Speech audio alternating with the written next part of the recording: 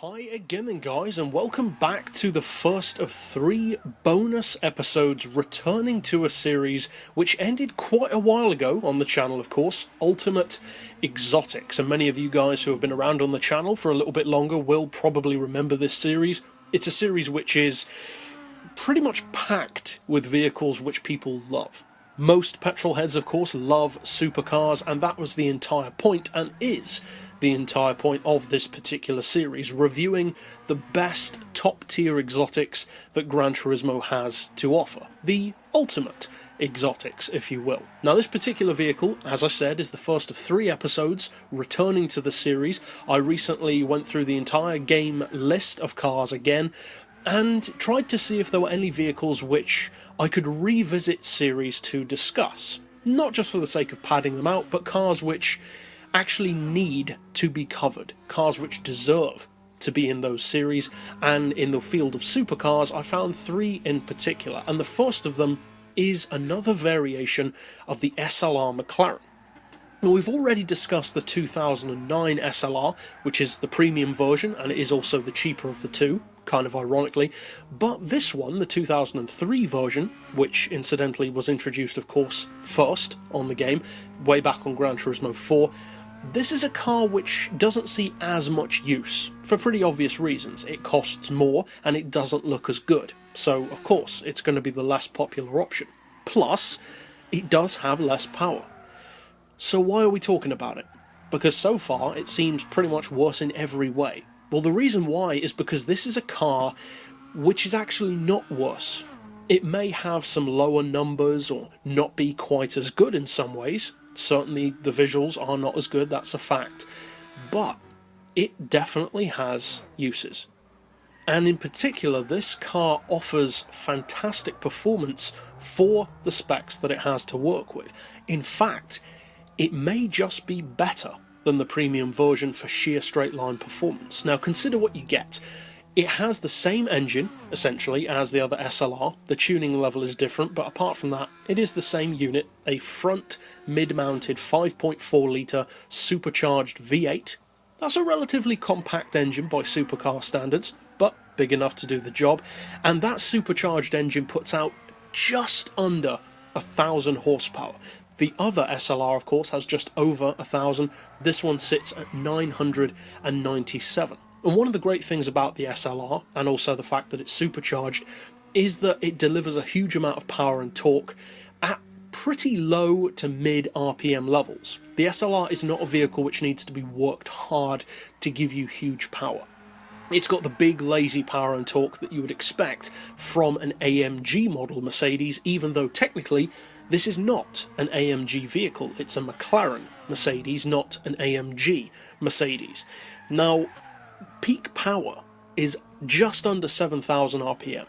That's pretty good. It means that, as I said, you don't need to work the engine. It's not a screamer of an engine. You don't have to wait for it to get up to 8, 9, 10,000 RPM. And the fact that it produces all that torque and power between 4,000 and 7,000 RPM means that most of the time, even in corners, you can be running almost peak power and torque. And that is a significant advantage to have. Now, that being said, you're not going to see ridiculous differences between that and something like a screaming V12 Italian supercar.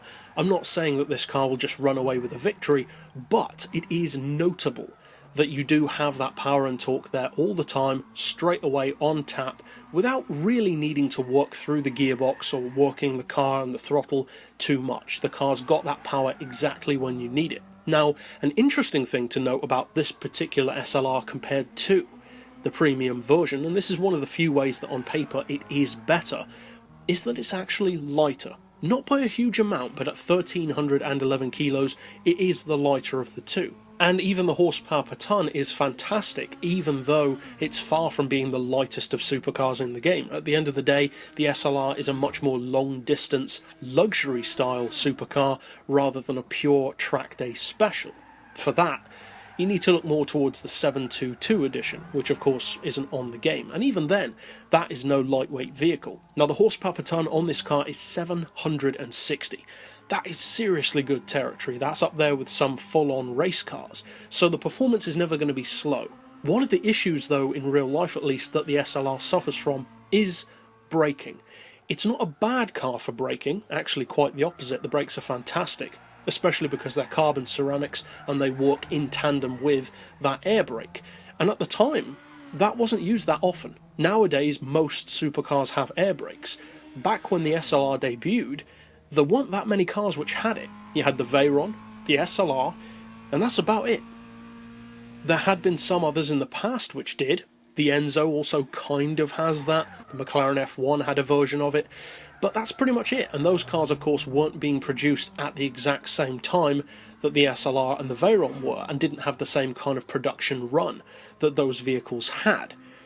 So, what's the issue with the brakes? Well, the main issue that the SLR has in real life, and which could potentially affect it in the game, is brake feel, or rather the lack of it. Apparently the SLR, and of course apparently because I've never actually driven one, has brakes which are fantastic at stopping the car, but you don't feel much through the brakes. You don't feel like it's necessarily going to stop the car in time. So does that translate over to the game? Well, to some degree, I would say kind of. Yeah, it kind of does. And that's pretty impressive from Polyphony's point of view that they mapped that into the game. Now, it's not a drastic thing that totally throws you off your driving. It doesn't. But it is a slightly noticeable thing, to say the least, even with upgraded brakes. Overall though, regardless of which SLR you choose, it's a surprisingly capable track car, for a vehicle that is at the end of the day a pretty big and pretty heavy car, that's not necessarily designed to be the best of track cars. It does a really great job of being a track car. The handling can have a tendency to be quite heavy, but with the right tuning which isn't necessarily overly extreme even, you can bring the car in line and it will be a pleasure to work with. Plus the fact that in a straight line this version is, it would seem, fractionally quicker than the premium version, at least from my personal experience. That means that this could be a pretty interesting deal. Is it better than the premium version? Well, at 610 grand, I wouldn't necessarily say it's the better car of the two, but it's certainly a different model which offers different advantages and is definitely worth a look. But that's it overall for this particular returning episode, and I'll see you guys next time. But for now, as always, thanks for watching.